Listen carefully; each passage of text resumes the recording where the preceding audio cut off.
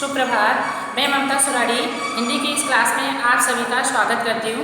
भैया बहनों, आज हिंदी विषय के अंतर्गत हम उपविषय व्याकरण, जिसमें हमारा प्रकरण प्रिंट माध्यम है, प्रिंट माध्यम के अंतर्गत हम प्रतिवेदन अर्थात रिपोर्ट के बारे में जानेंगे। रिपोर्ट के बारे में, रिपोर्ट की परिभाषा और रिपोर्ट के प्रकार के बारे में मैंने आपको इससे पूरी की वीडियो में बताया था। आज हम जानेंगे अच्छे प्रतिवेदन के गुण। अच्छे प्रतिवेदन के गुण।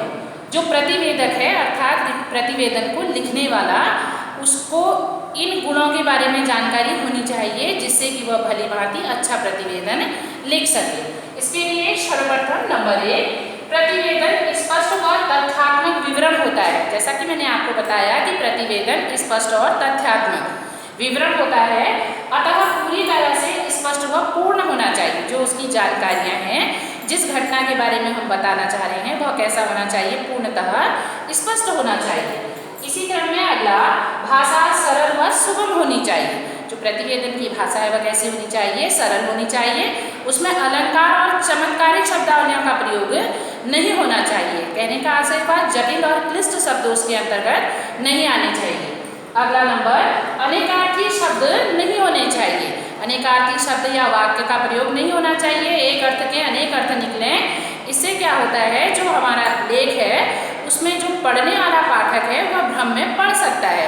इसलिए अनेकार्थी शब्दों का प्रयोग प्रतिवेदन के अंतर्गत नहीं होना चाहिए।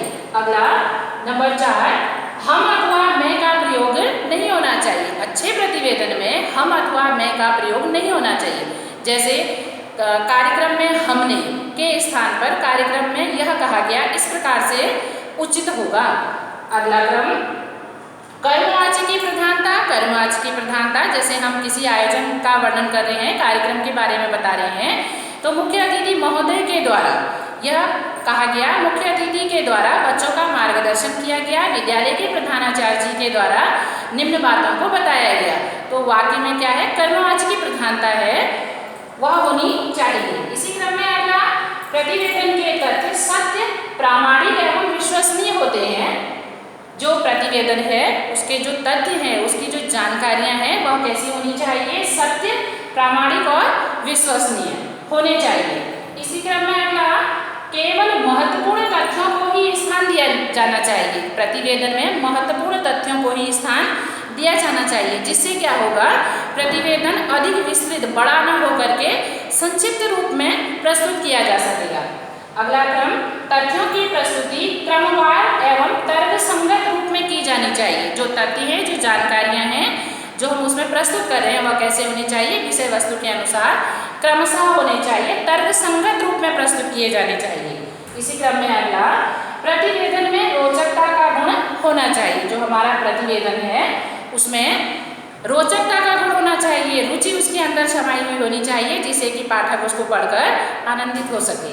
ऐसे ही अगले क्रम में, प्रतिवेदन के अंत में, जो प्रतिवेदन है उसके जो अंतिम स्वरूप आएगा, अंत में प्रतिवेदक अथवा संस्था अध्यक्ष के हस्ताक्षर होने चाहिए। जो उसको लिखने वाला है उसके हस्ताक्षर, उसका नाम उसमें अवश्य होना चाहिए। ये थे प्रतिवेदन के गुण। अब जानेंगे प्रतिवेदन की विधियों के बारे में, उसकी विधि, उसका ढंग, उसका तरीका, जो उसको लिखने का तरीका है। सर्वप्रथम शीर्षक। सामान्यतः मैं बताऊंगी आपको, जैसे जो हम प्रतिवेदन लिख रहे हैं, सर्वप्रथम उसका शीर्षक, उसकी विषय वस्तु, फिर ऐसी विद्यालय, संस्था या जो सभा है उसका नाम आना चाहिए, और दिन, समय, तिथि, किस दिन यह घटना हुई, किस दिन यह आयोजन हुआ, इसके बारे में बताना चाहिए। आयोजन स्थल का नाम बता सकते हैं, मुख्य अतिथि कौन थे, क्या उन्होंने कहा, किस प्रकार मार्गदर्शन दिया, क्या सुझाव थे, और लास्ट में प्रतिवेदक के हस्ताक्षर। इसी को इस भांति जानेंगे। संबंधित विषय की रूपरेखा। जो विषय है उसकी भली भांति क्या होनी चाहिए, रूपरेखा होनी चाहिए। तथ्यों का संकलन, जो उसमें जानकारियां दी जा रही हैं उन तथ्यों का उचित प्रकार से संकलन किया जाना चाहिए।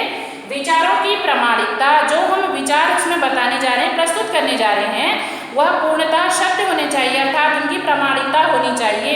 उसके अंतर्गत हम संलग्न प्रपत्रों को भी उसमें लगा सकते हैं। इसी क्रम में अगला, अनावश्यक विस्तार से बचना चाहिए। जैसा कि मैंने आपको बताया कि प्रतिवेदन का स्वरूप कैसा होता है, संक्षिप्त होता है, इसलिए प्रतिवेदक को चाहिए कि वह अनावश्यक विस्तार से बचे। इसी क्रम में सही निर्णय और उचित सुझाव देकर ही प्रतिवेदन की समाप्ति करनी चाहिए। प्रतिवेदक को चाहिए कि वह दी गई विषय वस्तु के आधार पर उस पर सही निर्णय और सही सुझाव देकर ही अपने प्रतिवेदन लेख को क्या करे, समाप्त करे। मैं आशा करूंगी सभी भैया बहनों की समझ में अच्छे प्रतिवेदन के गुण और उसको लिखने का तरीका भली भांति आया होगा।